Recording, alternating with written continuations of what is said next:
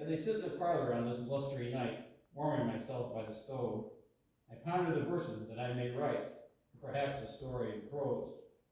With pen and paper, I addition my thoughts, with no particular theme, and know that somehow they will transcend themselves in some unusual caper or scheme.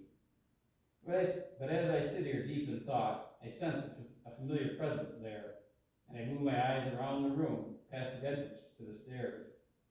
And for the first time I notice the angle at which I am sitting in this old house of mine, and as I look back through the doorways from the kitchen to the parlor, a tingle creeps up my spine. I see the kitchen curtains flutter, as if disturbed by a gentle breeze, and though I'm only inches from the coal stove, I feel a cool draft across my knees. There are 3 doorways that align themselves in all passage from one room into the next, and through these common portals I observe a vague movement, perhaps a specter upon some otherworldly quest. Before long, a distinguishable shape takes form and moves from one room to another. Then a smaller figure appears, and as it becomes more defined, they are obviously child and mother. They are now distinct, and I view them clearly as they stand not more than a yard away. They carry on as though I am not there as they move through each of these doorways.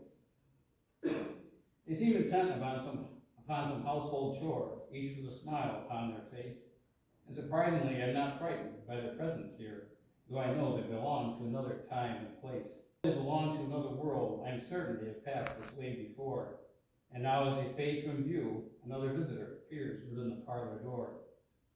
This visitor is a man, tall and lanky, dressed in rough work clothes from an age long gone past. He strides within an arm's length of me to warm his hands from the heat on a coal stove cast.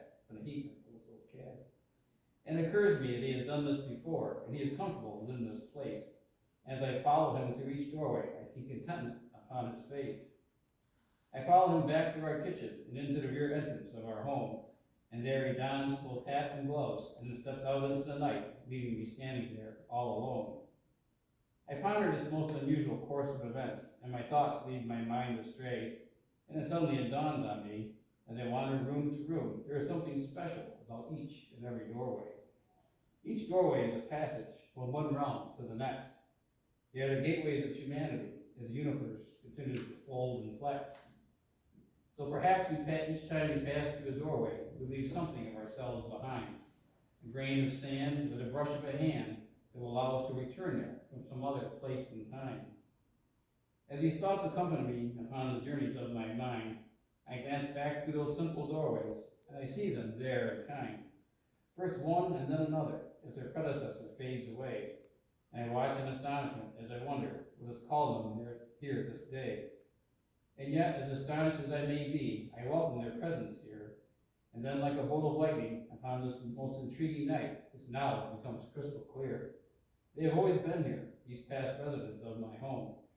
They reside here in this place beside my family and I, in a parallel world all their own. For some reason that I cannot explain, this night has revealed them to me. And so as each of our worlds pass through these doorways, we will reside here together in harmony. But I think that's what happens a lot of times. I think we're actually at the right time, the right place, to catch glimpses into other dimensions. So now for the main story.